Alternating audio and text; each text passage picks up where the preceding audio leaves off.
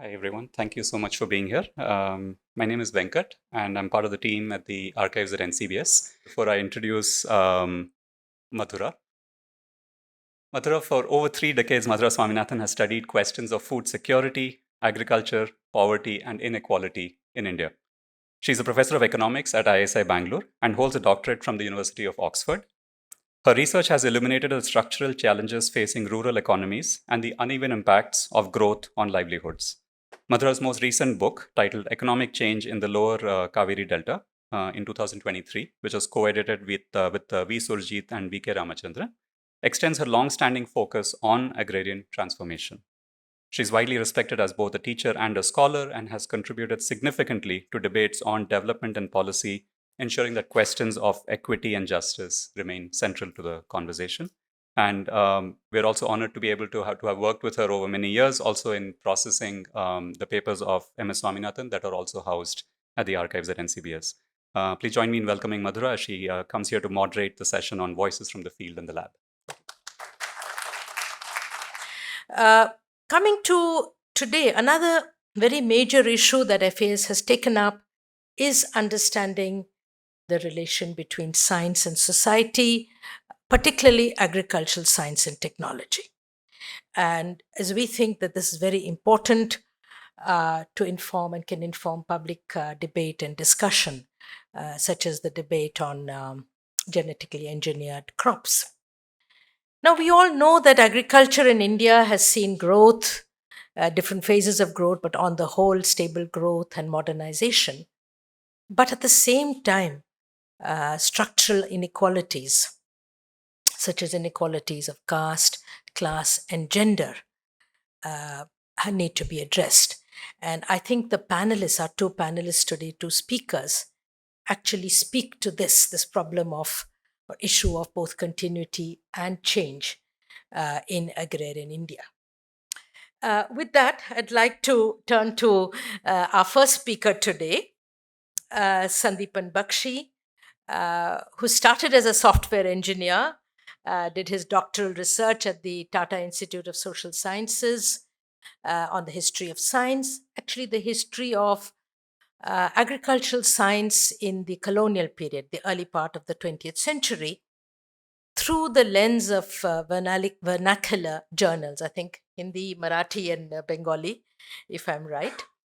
Sandeepan is now director of the Foundation for Agrarian Studies.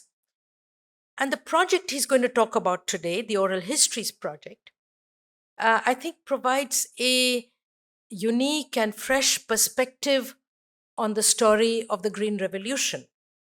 We all know about the Mexican semi-dwarf wheat varieties that came to India in the mid 1960s and the doubling of the productivity of wheat soon after.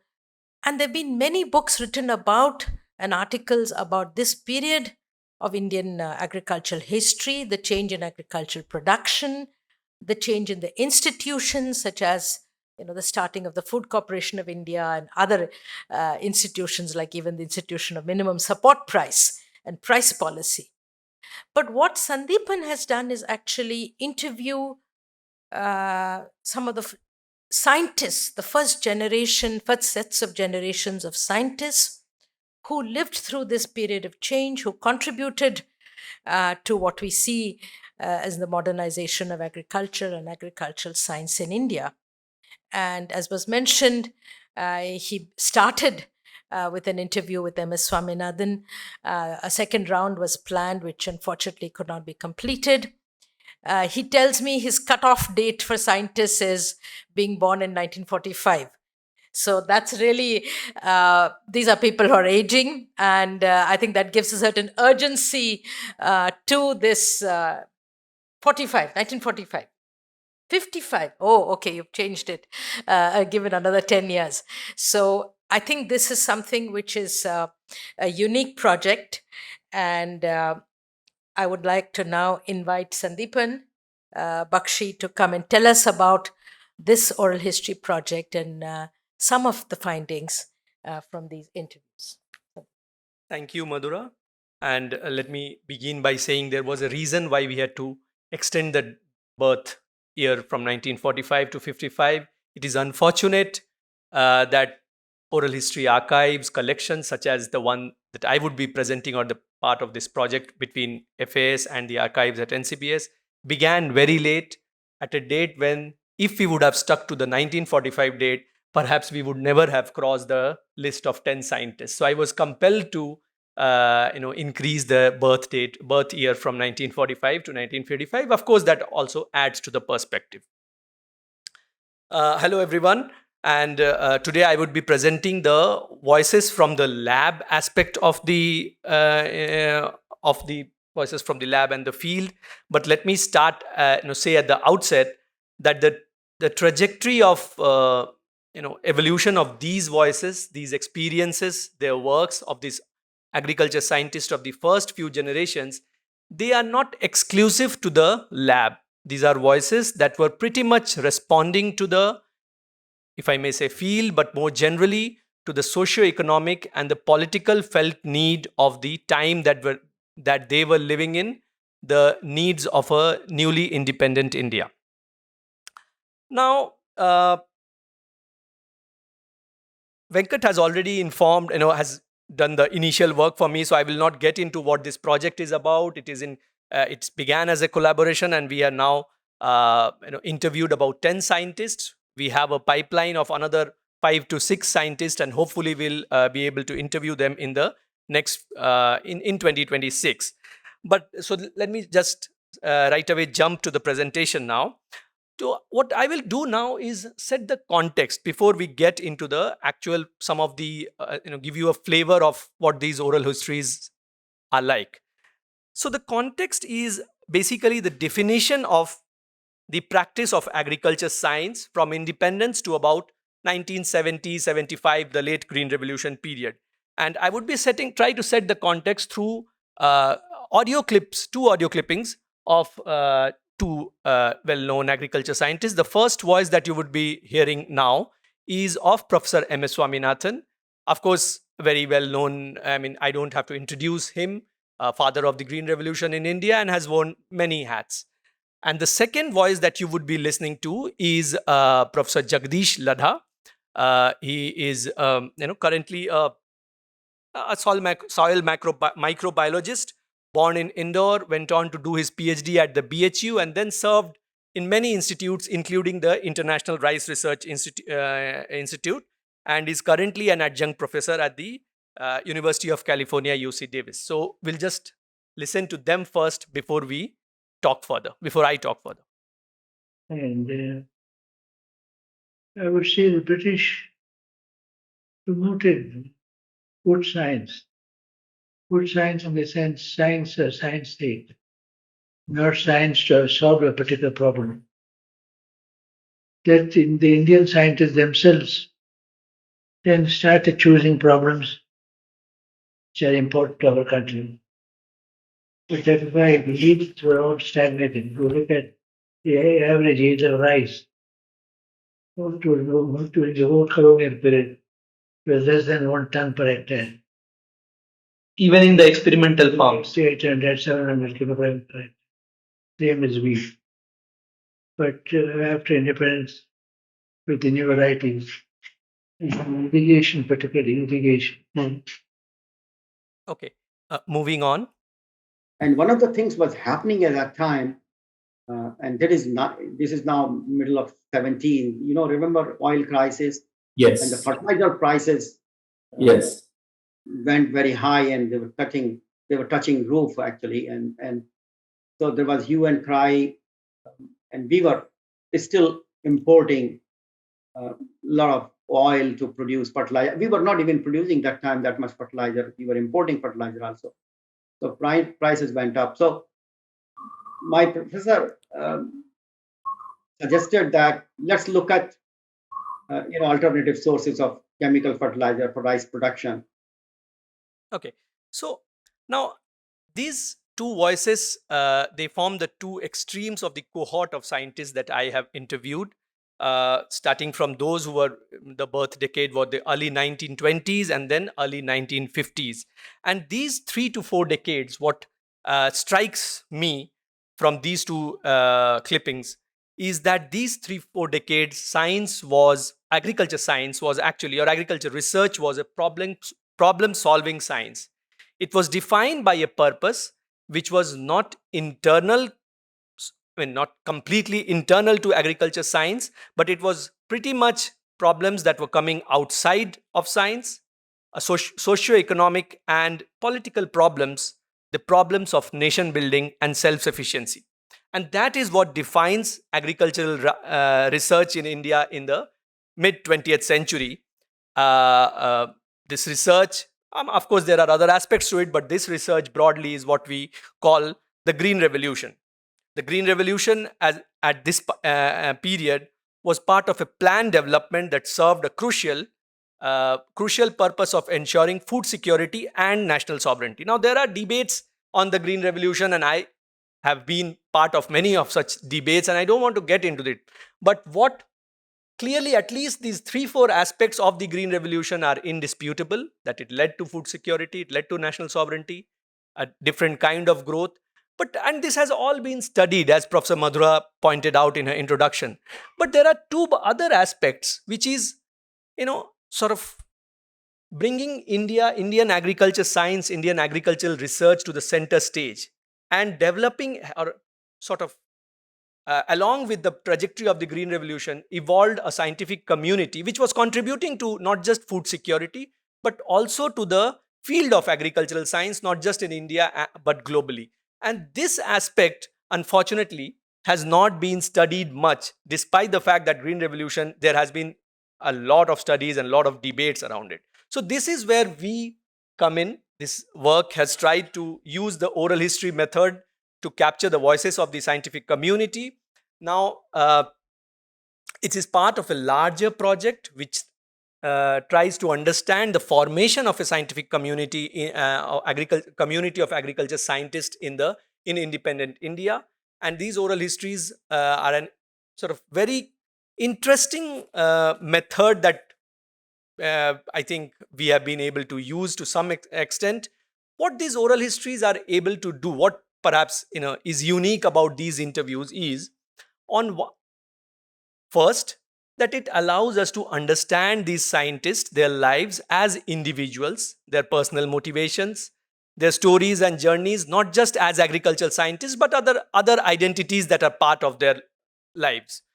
But this individual persona also reflects the 2 things comes out from the interviews. One is the changing context of the discipline itself, of agriculture science in India and globally, the agricultural institutions that were developing. How did they shine upon the lives of these individuals? And second is the socio-economic and political context, which was again being reflected by these individuals, by the life stories of these individuals.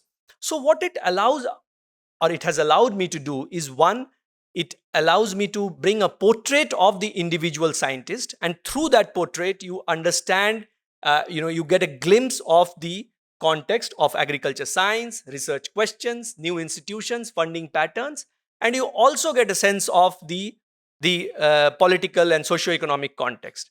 But more interestingly for me is when you take all these interviews together, not as just one individual scientist, but put them all together, it serves as a unique historical source. You can see 2 scientists of the same period, you look at them, you can see the difference in the context. And when you look more, and even more so, when you look them in time, one generation, the other generation, the third cohort, you can see the changes that are happening in the context. And that is what, in the next few slides, I will try to give 1 or 2 sort of examples of how they look like. But our interviewees are a very good mix of, although I have just been able to cover 10, I wish to interview some more. But this is a mix of some very renowned agricultural scientists and some who are not so renowned, but nevertheless their contributions were equally important. And it is, when I speak about their fame, of this list of 10 scientists, there are 4 World Food Prize winners. Now, World Food Prize winner is, some of you would know, is the equivalent of the Nobel in the field of food science and agriculture science.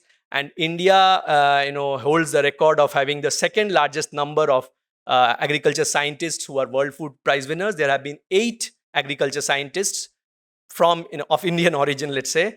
Of them, 4 we have been able to. 3 we have actually already interviewed.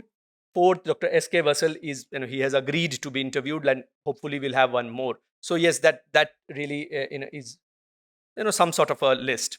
And women scientists, we have only been able to get in touch with one of them, but we are really looking forward to it. It's not that there were no women scientists, but of course their numbers were very less. We have also been able to get through to 2 Vietnamese scientists. This was from the first cohort of first 5 scientists who came to India after the Vietnam War unification, and of them, 1 we have interviewed, the second we are in touch with. Now we are now going to show you in next few minutes. Next few minutes, the first part, the portrait that comes out from a single oral history interview by looking at a highly decorated scientist, Professor Gurdev Khush, a rice breeder of great renown. This interview was, I had conducted this interview, was an online interview along with Dr. Ranjini Basu, who is sitting here in the audience today. And Professor Khush, of the various achievements that he has had, he was the father of the super rice breeds IR 36 and IR 64, which at one point in time, 1970s and 80s, was actually being sown in more than 25 million hectares in the world. And he was more than 300 varieties he has bred. So of course, with all our discussions and debates what we may have on agriculture science, we cannot escape the fact that perhaps in some way or the other, his work would have touched all of us. At least we would have eaten his, what he helped produce. So yeah, now I don't want to get into the whole portrait of Professor Khush, which is here. Just take few seconds and read. We have tried to sort of bring everything together, which is difficult given that he was, he's highly decorated and very well known. Nevertheless, this is how it looks like. His trajectory: born in Pakistan, moved to India, very basic education, rural background, goes on to do his BS from agriculture science, which is not the PAU that we know of today. It is just known as Government College at that time. And he eventually goes on to England and does his PhD, goes to IRI, International Rice Research Institute, and then works wonders. But here I would like to now, how does this portrait the becoming of the scientist, not the scientist who had already become what he had after his IRI during his time at IRI, but before he became the scientist, what were some of the striking things of his portrait that comes out from these oral history interviews? I would like to give you a flavor of that. Now, these 2 excerpts show the early influences in his life, and you can see one aspect is he's from an agricultural family, and this is true for many of the scientists that I have. They may not be from agricultural families, but maybe from small towns. There are few actually who were not from this kind of a background, but most of them were from these backgrounds. And he says that was an agriculture paradigm in his life.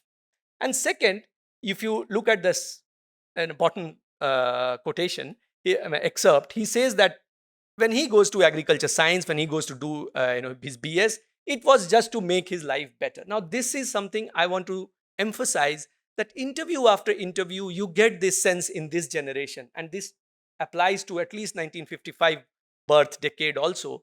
Agriculture science or agriculture science institutes were just, for these individuals, just one avenue which was available to make life better, and that's how they get into. But here I would like to take a moment to say that how this is their individual early motivation, early influence. But once you are into the agriculture science institutes, for Professor Khush, it is the University of California, but going forward with the next generation and the generation after that, it is IARI, it is PAU, it is BHU. Once you are in the institute, the motivation really starts shaping in a different way, and the institutional motivation becomes the individual's motivation. It is the motivation of national nation building, self-reliance, food security in not just India but developing countries. So this something that I want to emphasize, that this was an institutional motivation at this time, which was sort of seeped as an ethos of this period. But that is a general point. What is more peculiar to Professor Kush, again, what comes out from these kind of interviews, I would just draw your attention to the first excerpt. He says that it's Punjab, and he says there was some sort of a fascination with foreign countries, USA, Canada, and Australia, and maybe UK. But he doesn't say explicitly that he also had this fascination. But you look at now I would like to draw your attention to the next excerpt, and imagine that this is a boy of 20 in 1955, when PAU is not the PAU which has Ohio connections, when PAU is not the PAU which has Rockefeller Foundation connections. It is just an agricultural college, and he is from an agricultural background, not much of urban exposure, and he's already decided he does his passport and applies for a visa for Canada, gets rejected, doesn't give up. He's immediately, goes to the UK, because UK at that point doesn't require, Indians don't require visa.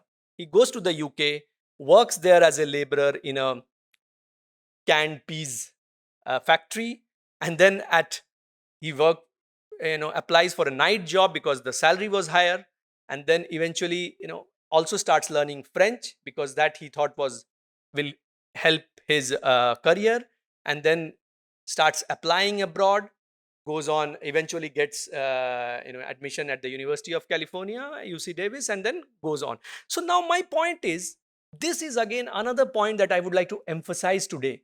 I don't think that this is truly the Punjab network that was working in his early days. This is a 20 years boy from a rural background, this kind of an exposure and influence that you have to sort of move on. Of course, there is his initial individual motivation, which I'm not talking of, but this institutional influence, which I am calling Punjab-based network, is something that was unique, that comes out from these interviews. And in fact, this network continues in his life for a very long time, until he reaches the university in the US. In fact, whether even Canada, his first, through the network he wanted to go to Canada, was actually a Punjabi gentleman. He also says that when he first reaches the US, it is a Sikh gentleman who gave him shelter, and then Gadarites were there. So you can see that this kind of an institution played a role in his life. But once he is in the University of California, then the network, institutional exposure, everything just opens up. He gets one opportunity after the other, immediate postdoc, 3 opportunities after postdoc. He chooses to get into the International Rice Research Institute, and he comes to the International Rice Research Institute as an individual who has never, he says, I had never seen rice as a scientist, a rice plant as a scientist before in my life. So he comes to the ERI because of his scientific background, and ERI, and he's still 32, 33 years of old age, and ERI extracts the best work out of him. And that is a different story that we don't have time for today. But that is the institutions of agriculture science that sort of, and in fact, it was, in his case, it was the University of California. But 7, 8, 10 years down the line, with next Professor Ratan Lal, for example, that institutional setup was already available for Indian agricultural scientists in India, whether it is BHU, PAU, and or of course IARI. That I would now like my last slide, which is, as I said, I'm not going to go into these things. Now I was also saying that when you look at all these interviews together, it gives you a different kind of sense. It is not about that individual's life, which shows something about the institutions, but it shows the dynamism that was there, it also shows the differences at one instance that one could study. And we have done this. We have looked at four such you know individual motivations, four such themes, we are calling it: institutions and networks, research questions and drivers, and successes and failures. But I would like to, from this last quotation excerpt, I would like to show the conflict. And this is what these oral histories, when they are put together, allows you to do: the conflict that is at play between the individual motivation of career building and the institutional motivation of preparing somebody into the field of agricultural science, to become an agriculture scientist. Professor Ratan Lal was a refugee, came from the Pakistan side. He was, and I just wanted to make a life. He is inspired by the peon. The peon is there because there is the PAU, and the peon is working at PAU, and the peon earned 60 rupees, and he says that please get me a job of this kind.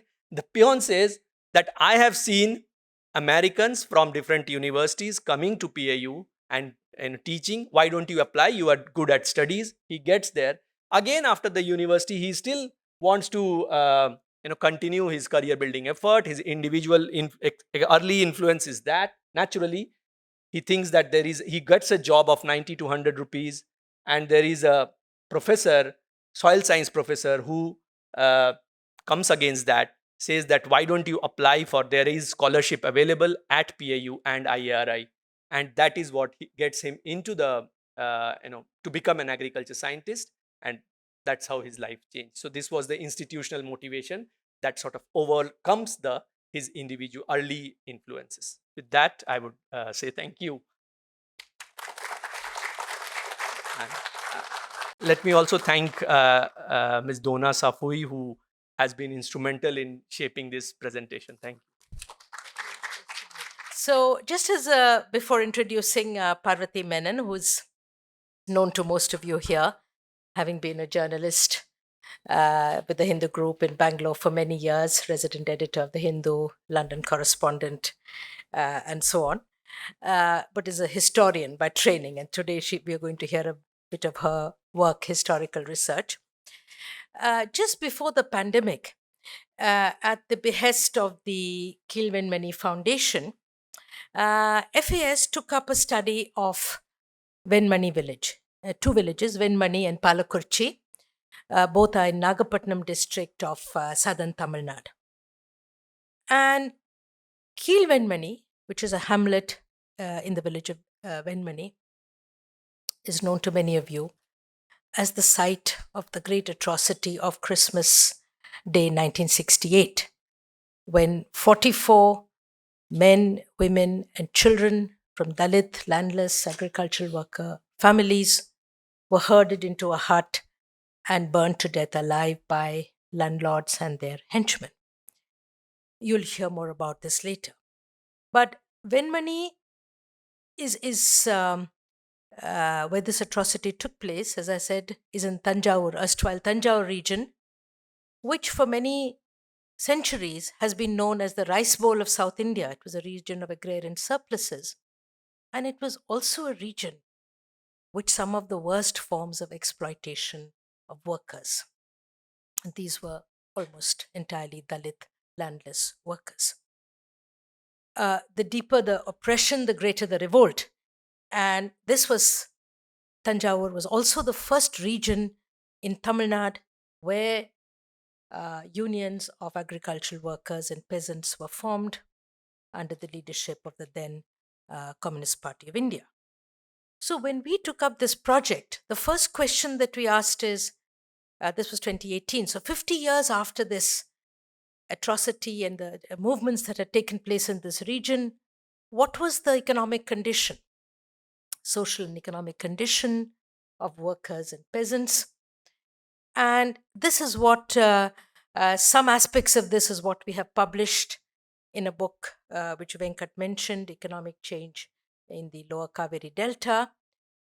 And there's been much change. There's been change in education, in housing, in incomes, but also in matters of exclusion, social exclusion, and dignity And perhaps, not perhaps, I think this is undoubtedly a gain of the struggles of the 1940s, 50s, and 60s, because unlike this region is a little different from many other parts of Tamil Nadu, where we hear about horrific caste atrocities even today. The question that Parvati has taken up for her research is different. It's a social history of the Kilvenmani atrocity. As I said, she's trained as a historian, worked under Professor Irfan Habib, and her doctoral research was actually on the Carnatic region, 17th and 18th century, and studied many of the history of many of the issues that she's looking at today, the history of Mirasdari, of the landlords, of the oppression of that region, of agrarian relations. What she's going to talk about today and this current project draws on a variety of sources. She'll tell you more, but I just want to give a flavor of its archival material, its legal history, records of the court, legislative records, newspaper records, and most importantly, interviews with workers and peasants, some of whom were still alive, 50 years after 1968, of activists who had worked in the region. And this is what I'm going to now invite Parvati Menon to come and tell us about, a bit more about the book and what she has done, recreated the events of this day, what led to it, the aftermath, and does not have a slide today, but has actually got a Google map of all the actors and what was happening on this day, Christmas Day of 1968. So looking forward to the book that is going to come out, but give us a flavor of what you've learned from these first-hand accounts. Thank you. Thank you, Madhura, for your little introduction, because it's because of your introduction of the context, I won't have to mention all that. So it gives me a little more time to speak of other aspects of this presentation. So more than what happened in Kilvenmani on the 25th of December 1968 and what led up to it and what came after it, its aftermath, today I'm talking about oral history, because that's the topic of our, and obviously, incidentally, we will also talk about the struggle, but I'm talking about oral history and how you use oral sources to represent Indian agrarian history. Here again, it's very much agrarian history. So how does what is the role of oral history in throwing light upon less studied but no less relevant aspects of our agrarian past? In general, what I'm going to say would apply to history as a whole, but oral histories that relate to the rural are a particularly rich seam of information to excavate for historians. If only because it is the structures and processes that arise from the huge rural hinterland and life within it over a long historical period that actually provide the building blocks of what we know as mainstream history. Because, politics, wars, the lives of exemplary individuals are no doubt important aspects of history. But ultimately, it is the surplus that is extracted from land and agriculture that play a big role in determining the direction of historical change. So having said that, let me just briefly talk about historical sources before I come to oral historical sources. Now, most historical sources have an inherent class or power basis. Power bias. And this bias gets more pronounced the further we go back in history, in time. So, say the sources are early medieval or medieval inscriptions of, let us say, the Chola period, or say the poetry of the Sangam period, or say when we come to a later period, say court manuscripts, or colonial reports when we come to the colonial phase, colonial reports, documents, their content reflects the interests of those classes who created these sources, you know. I mean, to some extent that's obvious, but the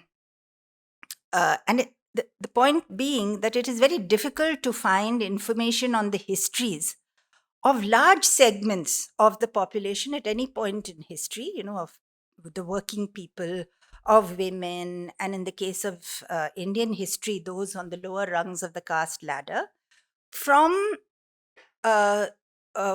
these, you know, traditional sources of history, because they simply are not interested in the lives of the working people. I mean, colonial documents talk about how to maximize revenue, and if they mention something about working people, it's very incidental to the purpose of that, for which that particular document was created. But many historians have they've tried to read against the grain of these sources in trying to cull out aspects of the lives of ordinary working people and so on. So, what then is oral history and what sets it apart? So, these are the narratives, the recollections, the memories of people who have witnessed an event of historical significance in real time as it unfolds. Obviously, then, oral sources of history can only pertain to events that take place within the memory span of an individual. So, you know,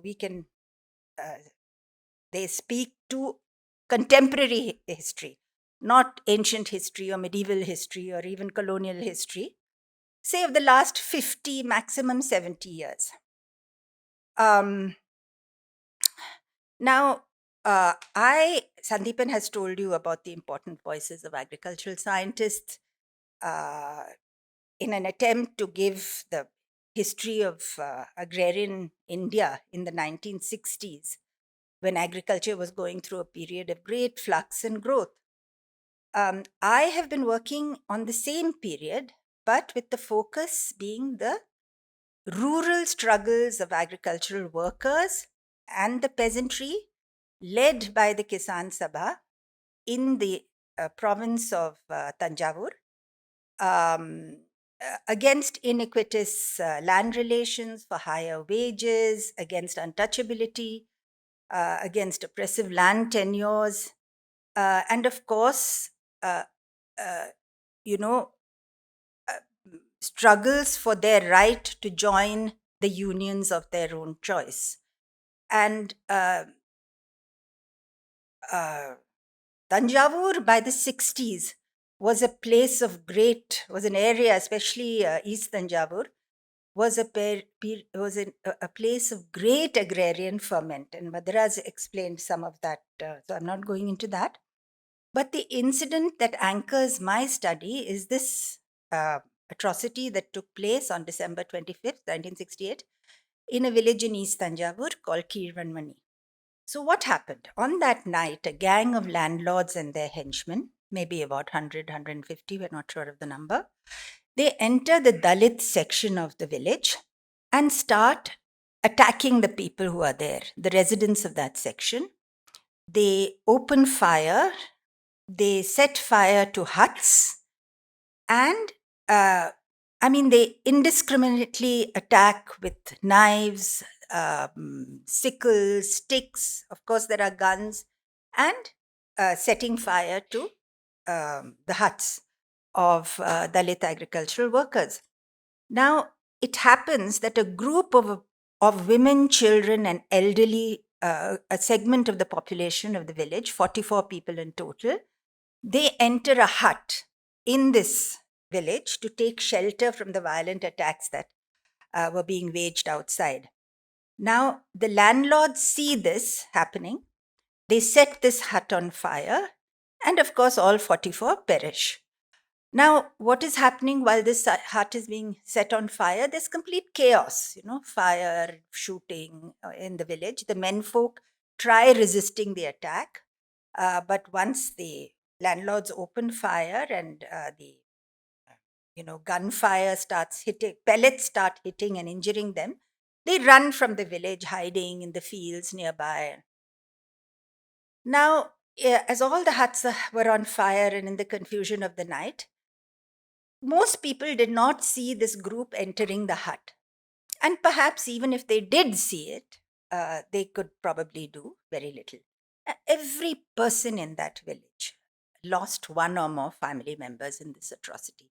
Sometimes an entire family would be wiped out, parents, spouse, children. So Venmani was the first, Kir Venmani atrocity there was the first of a series of Dalit atrocities that followed in India. And it laid, in the words of one writer, Manoj Mitta, the template actually for many, many atrocities that followed. In the case of Kir Venmani and in the case of atrocities that later followed in India, the outcome of the atrocity that took place that night was another atrocity that occurred without the bloodshed and all that. So, the police investigation of the atrocity, the content of the charge sheet, and most of all, the nature of judicial reasoning, all this that followed in the aftermath of the atrocity, all these processes that were supposed to be for establishing justice and accountability, it was all tainted by the same caste and class prejudice that underscored the original crime. So, through a process of sloppy investigation, all kinds of loyally manipulations, clever questioning, crafty questioning, and through rendering a whole segment of the evidence given by eyewitnesses as unreliable and therefore inadmissible, the courts in India, the sessions, the High Court, and the Supreme Court, as the case progressed, deemed that the landlords did not kill the Dalit workers and set the landlords free. So they were all, these 22 landlords were let off scot free.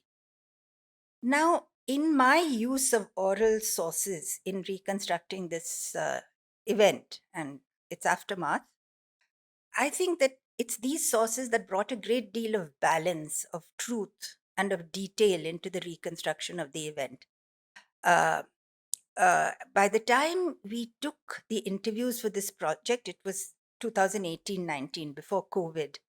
A large part of the leadership of the movement and of those Dalit workers who were alive and who had witnessed this were by then dead. It was already 50 years, past 50 years. Although many of those who had died by 2018, they had been interviewed and their accounts were available. We took over the project. I came into the project a couple of years later and did a second round of interviews in 2022-23. By then, even more people had died. And those who were alive and who could talk about it were either adolescents or very young men of 20, 21, men or women, or were children, 10, 12, when it happened. Now, what did the oral narratives bring to the picture for me? First, the eyewitness accounts injected authenticity into the recreation of this event, as I said before. I've been a journalist my working life, and journalism does this too. The closer the eyewitness is in time and space to the event or to the issue that you are reporting on, as a reporter you're reporting on, the more credible the report is considered. And it's therefore no wonder that journalism is often called the first draft of history. But this immediacy obviously is absent for the historian who uses oral sources, because there's always a time gap. You come to it much later. And eyewitnesses therefore will employ memory to document an event. So if you have several eyewitnesses, accounts of one event, you get a collective assemblage of narratives, huh, from which you can sieve out the most plausible scenario, the most plausible reconstruction of what happened, because you've also got other more traditional forms of, more traditional sources of historical information to help you come to that. So that's one. The second thing that oral narratives do in the reconstruction of an event is that it gives us variance in perspective.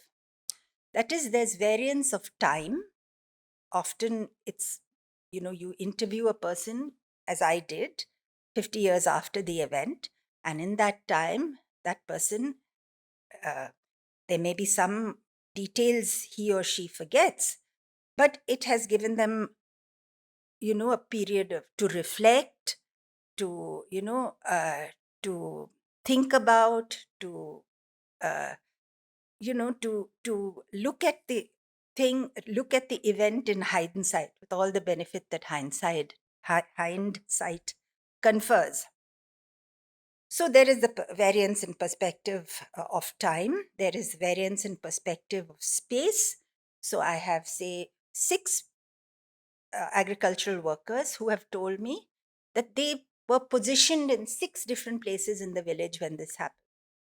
And they give me a perspective from where they are at that point, standing. And so these various, you actually get a much clearer, wider picture of the intensity, the spread of the attack. Then there is, of course, variance in perspective that class confers, eyewitnesses,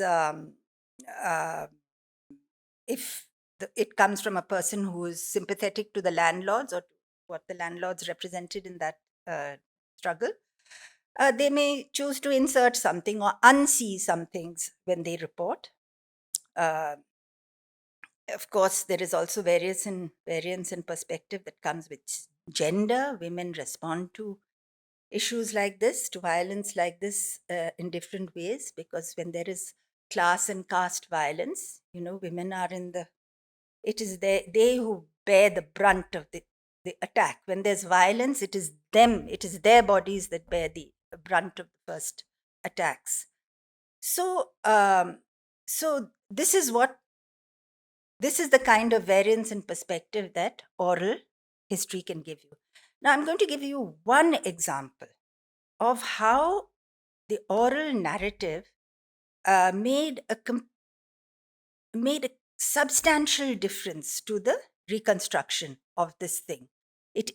It brought in a whole new body of evidence that was missing from the given versions, which were the final orders of the various courts. So, according to the judgments that came out at every level, at all 3 levels, Sessions, High Court, and Supreme Court, there were 2 events that took place on the day of the atrocity. One led to the other.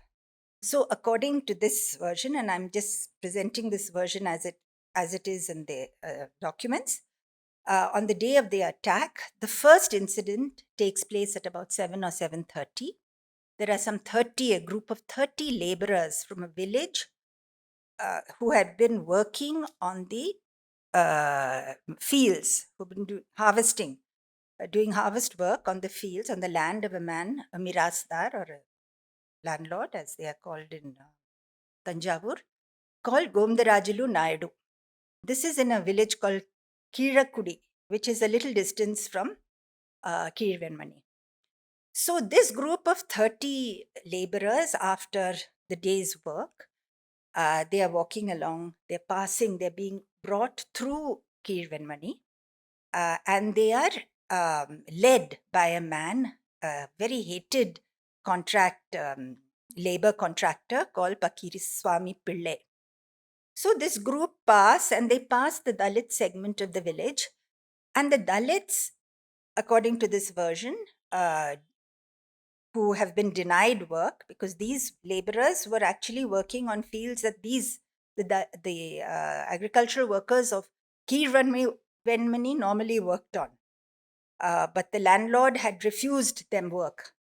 So the Dalits of Kirvanmani, they waylay this group of laborers and they attack them with sticks and sickles and so on. So this group runs away, but Pakirisamy Pillai, the labor contractor who's leading them, he falls, he stumbles, he falls, he's picked up by the workers, he's taken back to their area and he's tied to a coconut tree and he's beaten to death. Okay, this is the first incident. This second incident is the main incident that takes place at 10 o'clock at night or thereabouts when, according to the judgments, a group of people, they don't say there are landlords and all in them. They say maybe this group came from the village where Pakiriswamy Pillai came from and they came to take revenge. So a group of people come, attack the village to take revenge for the death of their leader. And they, of course, they set fire, all that happens.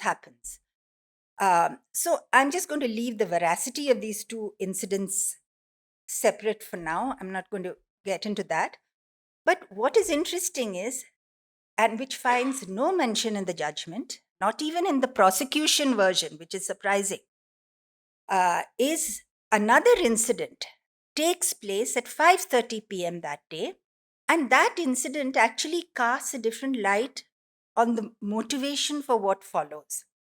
So apparently at 5:30 p.m., and this is what I get from my oral sources, everybody told me, whoever I spoke to, that evening, a group of mirasdars and their henchmen, they walk into a tea shop on the main road just outside Kirvanmani, which is being the tea shop belongs to two union activists, Muthusamy and Munian, very respected union activists. And this group of mirasdars, landlords and their sidekicks, they enter, they sort of this thing up a fight, precipitate a fight with these two.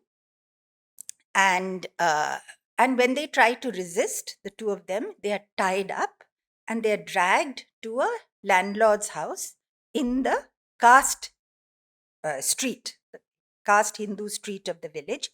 And they're tied up and they're thrown into the hen coop. And the mirasdars are all standing outside and thinking about what they should do to these two.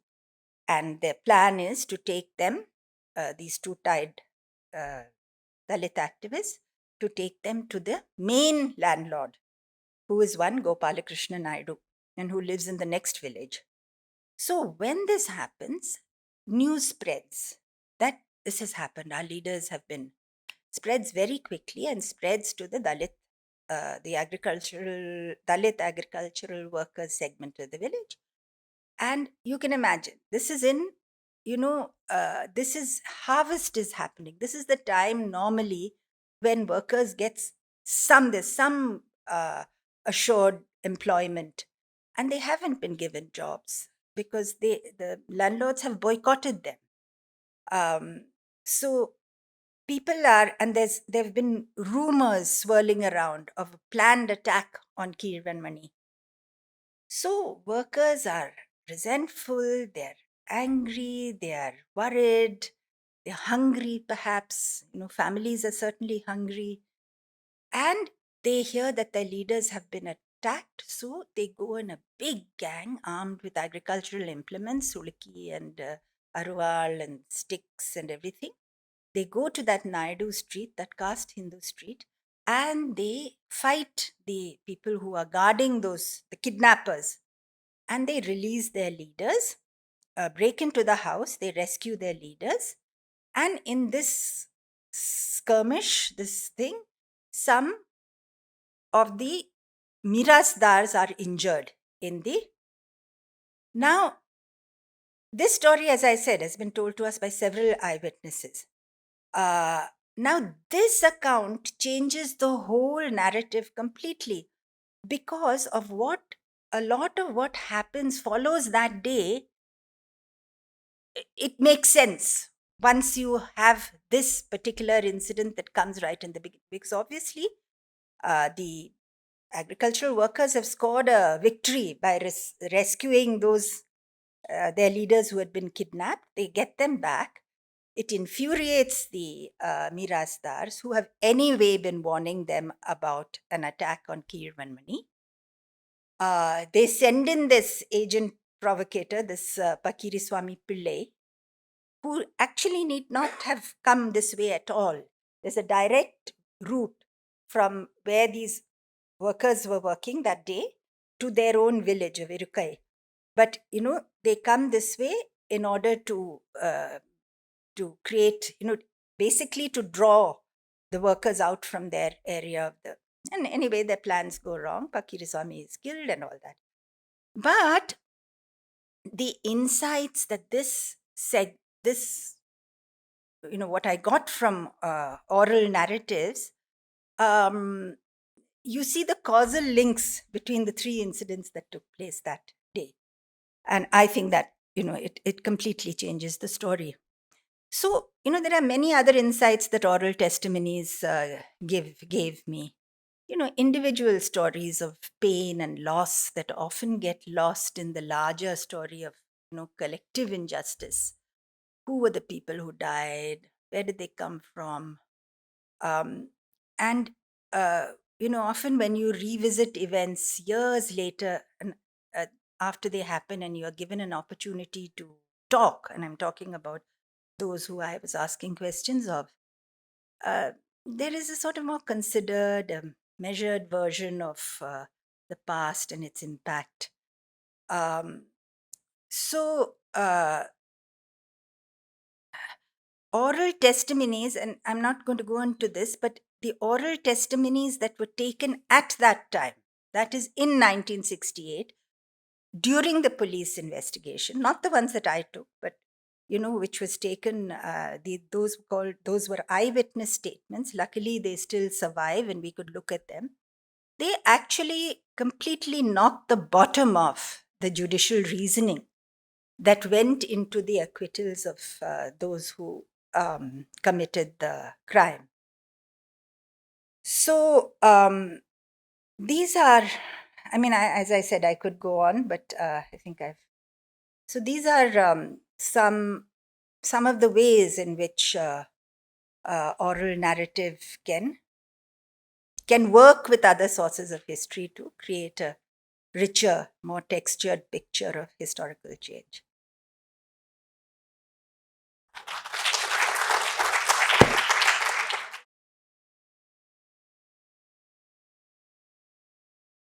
So, two very different perspectives. And since what Parvati said is fresh in my mind, I just want to ask you to elaborate on the last point which you made, that there were narratives, there were interviews with people who were affected, with the workers and or their families, those who were killed. But how are they different from, or how from the interviews that you did? You mentioned a bit, but if you could just elaborate on that, because that is also in a way a source of oral history.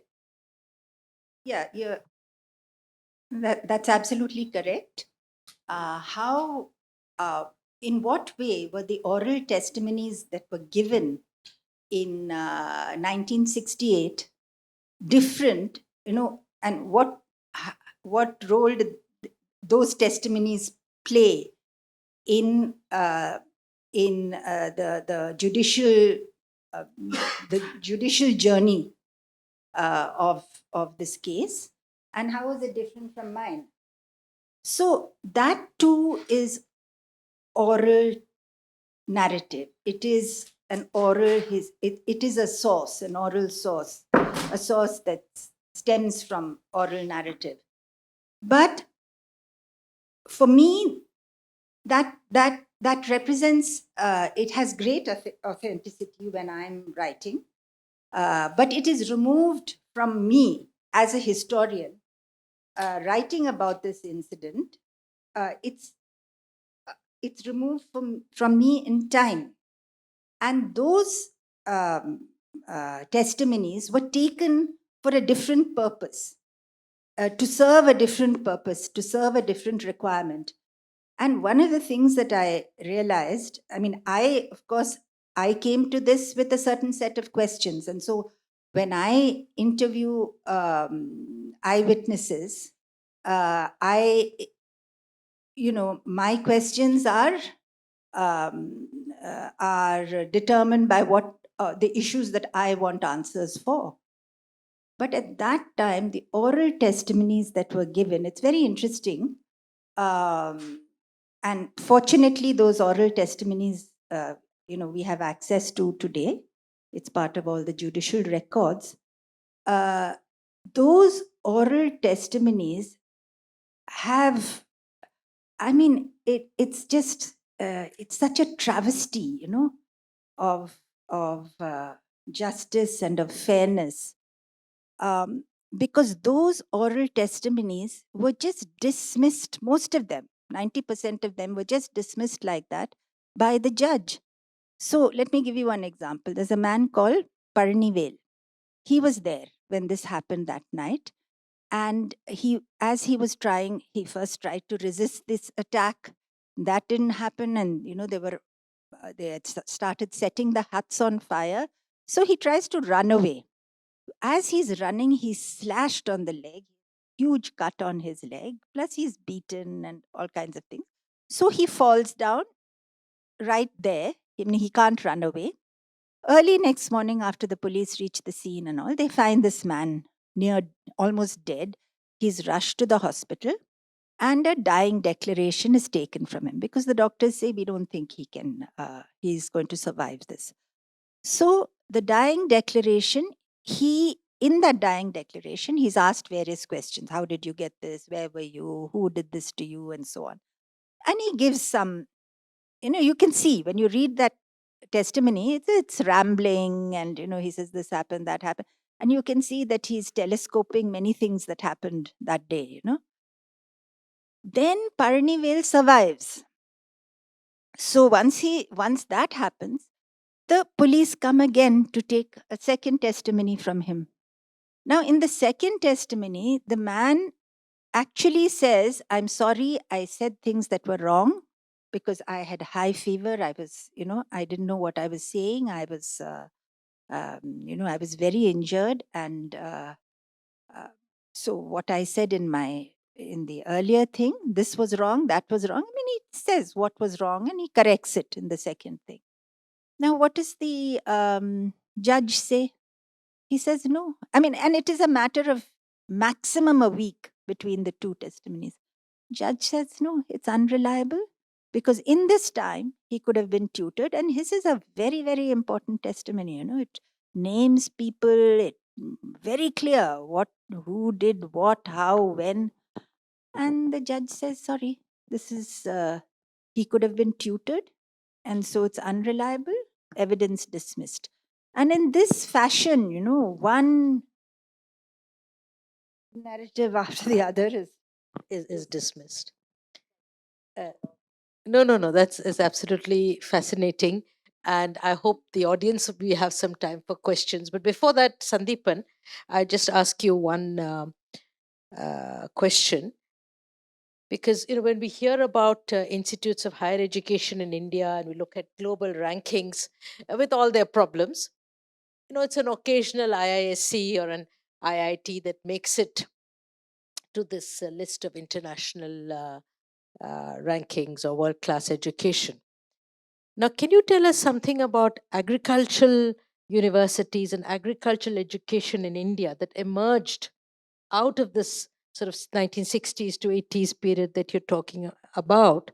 And how would an education from the Punjab Agricultural University, PAU, that he mentioned, or the Indian Agricultural Research Institute, IARI, compare with institutions elsewhere in the world?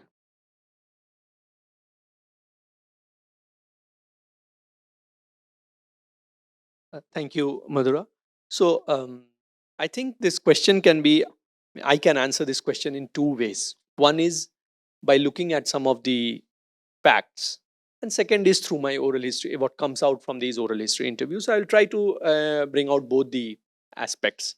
See, if we look at factually, in this period, starting from 1965 till and it continues till about 1990s,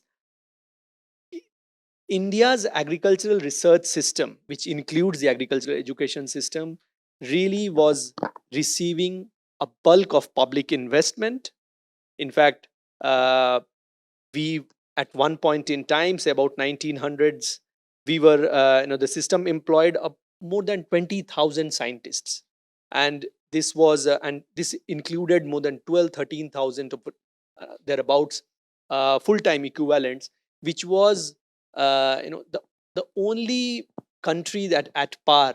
I mean, among developing countries, there are only two examples that one can think of. One is China, and the other is Brazil. But if you look at the full-time equivalents of agriculture scientists who were coming out from this system, it was equal to the US. It was equal to, I mean, one can imagine, of course, in per capita terms, we were nowhere. Nevertheless, that the point is, there was huge amount of public investment that was going into the agricultural research system as a whole, and which includes the agricultural educational institutes. In by the end of the early green revolution, ICAR had about 20-25 research institutes, and by the 1990s, the number of research institutes was 40. And this goes on, if you look at National Bureau, apart from the institutional changes, both in terms of the quantity of expansion and the quality of these universities, and in fact, must mention state agricultural universities. There was a plethora starting from the GB Pant Institute, we have a university. There was a number of about, I think, 12, 13 universities set up, were established in quick succession. And these, not just was the number growing, the quality, the scale that at which they were operating was also growing. But now if you look at the same thing from a oral history, how it comes out from in the experience of these scientists who I interviewed, here I would again take just one example of this Professor Ratan Lal, who was whose excerpt was on the screen at when I ended my presentation. So in fact, Professor Khush talks about Professor Ratan Lal in his interview, saying that 7, 8, 10 years after I passed out from the Punjab Agriculture University PAU, Ratan Lal was there, and he tells that by that time Rockefeller Foundation was already part of it, Ohio University was already part of it, and you can see that once he is there, it is quite the road to become a successful agriculture scientist has already opened up when he is there at PAU, and he doesn't have to wait till he reaches abroad. And after that, we have, in fact, I remember one of the scientists, soil scientist, Dr. Velayudham, he tells me, he's again of a later generation. He tells me that once you were in the ICAR system, once you are getting into that getting educated there, it was already expected that you will get a postdoc very soon sometime, and you will get a chance to go abroad, and opportunities to contribute and to get better exposure will open up. So they were pretty much on par. So I think that momentum is what, when Professor Madhura, when you're looking at these, that our agricultural research institutes are still sort of, they are there, they are really performing well. It is that momentum that has carried on, because the public investment on agriculture research and extension in recent times have actually plummeted. But the momentum was strong and it has carried on, and I think this is the result of that. And thank you, because I think that what you have said is my understanding that through the last 50 years, from the mid 60s, agricultural scientists in India, or the research that is perhaps not in the last 2 decades, but till then, were really on par with world scientists, and there was an exchange of information globally. Indian scientists were contributing to the world agricultural development, particularly the developing world, as much as learning from it. So that is, I think, quite unique in terms of our scientific disciplines.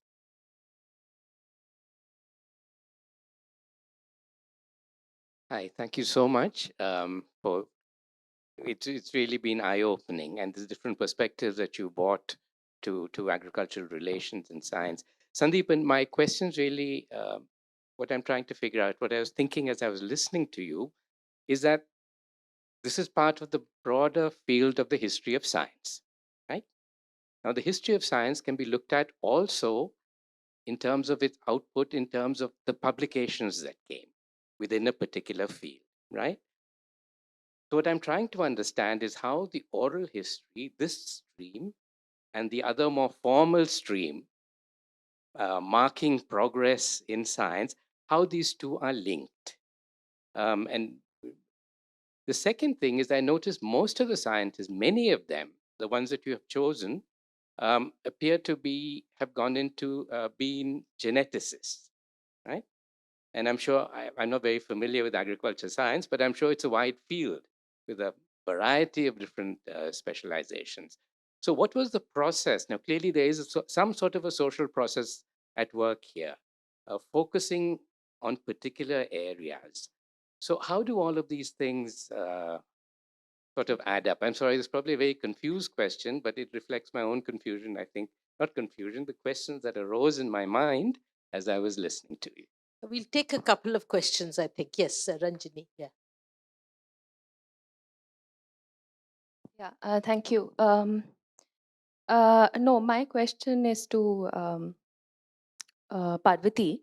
While I was listening midway, I think I got reminded of Shahid Amin's book on Chauri Chaura, because that's where he also goes back to oral histories and other sources to kind of rescue the episode of Chauri Chaura from the dominant nationalist kind of response of it as a violent incident where the nationalist movement was trying to,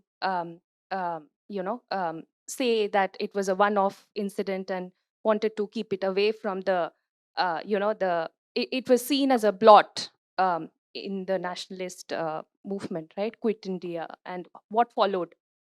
So, yeah. I think you. Yeah. So basically, how Gandhi used that episode to, end Quit India and what followed. But then how he goes back to those other histories, oral histories, other sources, um, generally on oral histories. And my question is that, so there's a lot of how oral history as a methodology has kind of become synonymous with the whole What's the question, Ranjini? subaltern studies, right? Okay. So my question is that in your, because you brought in the aspects of the position of class, caste, and gender, would you differ in stating your methodology, or how do you see oral history? How would you differ your From the methodology? subalterns. Yeah. Okay. We'll take two more questions and then I'll come to you, sir. Yes. Please at the back. Okay, maybe Sai is right here. He can take the mic. Yeah. Take the mic. Yeah, my question is to Parvati again. So I just want to know, like, from your interviews, were there any reflections on the larger political leadership in Tamil Nadu at that time, the Dravidian movement, and you're talking about the Kisan Sabha affiliation of the workers, and were there similar political affiliations for the landlords and something on that? We'll take one question and then we'll get to at the blue shirt. Yeah. Hey, thanks for the talks. I mean, the fact that both of you talked about the same time period, I think it's more than incidental, right? I think there's room for some reflection about if technological interventions, which were directed towards increased food production, etc., left the question of agrarian reform and feudal relations aside, right? So I wanted to know from both of you, actually, from Sandeepan, if there was some reflection in the scientific community that beyond advances in plant breeding, etc., did the scientists engage with questions of agrarian reform? Or did they think about it as an important intervention that should be accompanying these scientific interventions? And also to Parvati, I wanted to ask if how do the landless workers see these technological interventions coming in around the same time? Do they see it as strengthening the feudal relations in society at that time? Do they feel a sense of exclusion? Uh, yeah, does make sense? Yeah. So, Ranjini, see, this is what I was trying to explain when I said oral narratives that are already, the oral narratives in history, and when you are an historian today, and like I mean, when you have a project of when you're reconstructing a particular movement and you're using oral narrative, right? So I think Shahid, I must say I have not read this book, and what his orals, how he acquire. Obviously, he has not interviewed people because the Chauri Chara happened in 1922.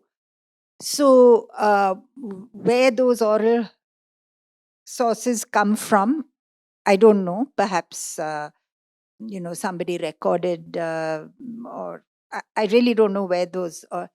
But once you get oral histories that have been taken by somebody else and which you have only access to the final what has been said, it's come down as a historical source, the rest is your interpretation, how you choose to integrate those into the framework of the history that you are trying to study. Now, the oral histories that I was talking about of people who gave it in 68, most of them are dead now. There is also some very interesting oral history from that period immediately after Kiranvini happened, from the political activist Maithili Shivaraman at that time, who speaks to, just great journalism of that period. So ultimately, when you are, this is, in this case, it is I'm being led, my agency. I decide on what I've set out a problem. I seek to reconstruct a particular event. I choose what am I. The questions I ask will obviously relate to that. So ultimately, oral. No, Sai,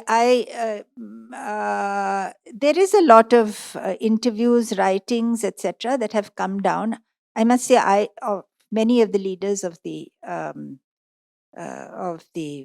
struggle, including G. Virayan and many, and they have put it in a larger political framework, and the political demands of the Kisan Sabha and the Communist Party, which they were members, but not in mine, because I didn't, when I was talking to agricultural workers, since my study is on, I'm trying to deconstruct and reconstruct this episode and its aftermath, I didn't get into too much of that. But yes, I have addressed those questions, but in a way, but I've used other sources for that, shall we say. And I think that would be the same reply to you as far as I'm concerned. My source base from amongst those who were present there, I didn't speak to any landlord who was in that, because they're simply, there's nobody left. But I have spoken to people who are sympathetic to that, who say that it wasn't the landlords who did it. And there's any amount of information from the other side. So when I spoke to agricultural workers, I didn't speak to them about agricultural change and technological change. In fact, there's a whole book on that was done alongside, on the history of change in the lower Kaveri Delta. Mine was a very specific study. So I'll take the three questions. First is geneticists, Thomas, that question of yours. So I know there are many soil scientists, agronomists also in the picture, but that's not the point here. The point is, yes, in fact, if you take these oral history interviews, and as I said, if you put them all together and take them as source, one interesting thing that comes out is the changing research questions, the emphasis that was there. And these research questions, rarely do they reflect the individual scientists sort of choosing the research question. Many of them would say my professor was working, or that time oil crisis was happening, so everybody in the department was working, so I was also working.